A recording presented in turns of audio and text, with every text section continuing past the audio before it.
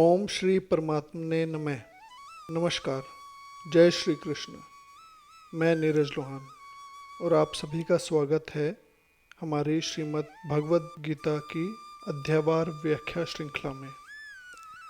पिछले वीडियो में हमने देखा कि अर्जुन ने अपने सभी तर्क समाप्त कर दिए। उन्होंने स्वीकार किया, मैं आपका शिष्य हूँ, कृपया मुझे शिक्षा दीजिए। लेकिन क्या इतना कह देने से अर्जुन का दुख समाप्त हो गया? नहीं। आज के श्लोक में हम देखेंगे कि अर्जुन पूर्णतः मौन हो जाते हैं और उसी क्षण भगवान श्री कृष्ण मुस्काते हुए अपना अमृतमय उपदेश आरंभ करते हैं।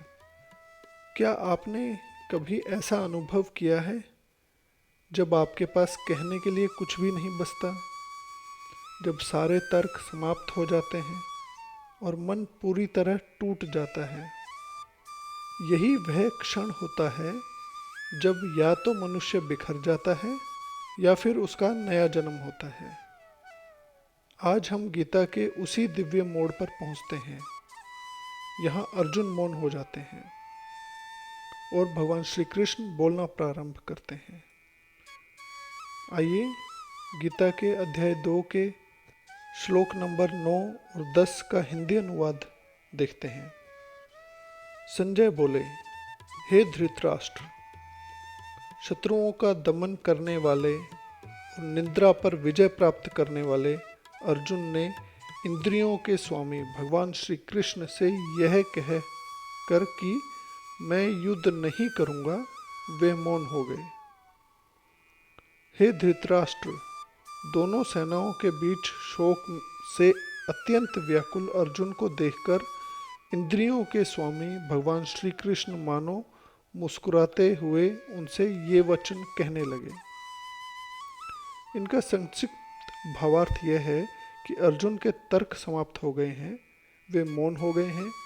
तभी भगवान श्री कृष्ण ने मुस्कुराते हुए अपने दिव्य उपदेश का आरंभ किया। यही वह क्षण है जहाँ से भगवद गीता का अमृत ज्ञान प्रभावित होना आरंभ हुआ। यह भगवद गीता का अत्यंत महत्वपूर्ण क्षण है। अब तक अर्जुन ही बोल रहे थे। वे अपने दुख, तर्क और भ्रम व्यक्त कर रहे थे, लेकिन अब अर्जुन मौन है और भगवान श्री कृष्ण बोलना प्रारंभ करते हैं। यहीं से गीता का वास्तविक दिव्य उपदेश आरंभ होता है। युद्ध भूमि अब केवल युद्ध भूमि नहीं रही, यह संपूर्ण मानवता का आध्यात्मिक विद्यालय बन चुकी है। आचार्यों की दृष्टि से भी यदि हम देखते हैं तो आदि शंकराचार्य जी कहते हैं, जब मनुष्य अपनी बुद्धि की सीमाएं स्वीकार कर मौन होता है, तभी ब्रह्म ज्ञान का द्वार खुलता है। श्री कृष्ण की मुस्कान करुणा और ज्ञान की मुस्कान है।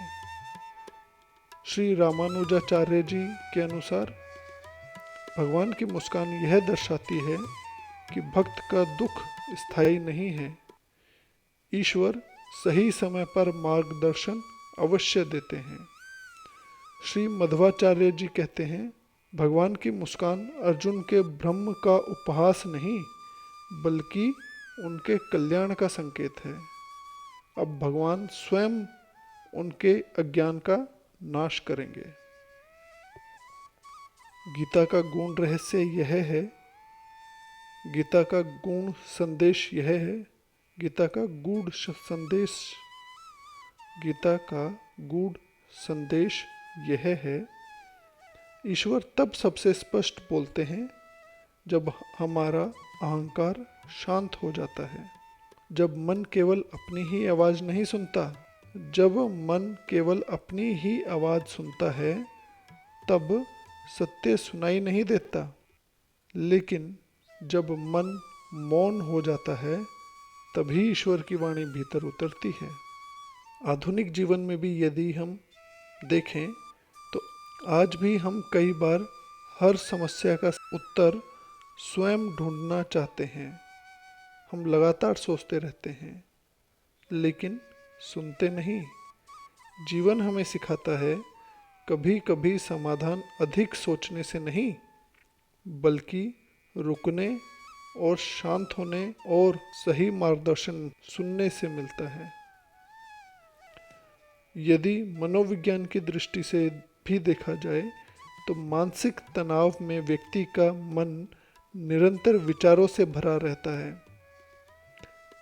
ऐसी स्थिति में निर्णय क्षमता कम हो जाती है। मौन, स्वीकार और विश्वास, ये तीनों मन को स्थिर करते हैं। अर्जुन का मौन उनके उपचार की शुरुआत है। आज आप चिंतन करते समय ऐसा सोच सकते हैं कि क्या मैं जीवन में केवल बोलता हूँ या सुनना भी जानता हूँ? क्या मेरे भीतर इतना मौन है कि सत्य की आवाज़ सुन सकूं? आज अभ्यास करते समय आप 10 मिनट तक पूर्ण मौन में बैठिए। मोबाइल को दूर रख दीजिए, टीवी ऑफ कर दीजिए, एकांत में और मौन। केवल अपनी श्वास पर ध्यान दीजिए।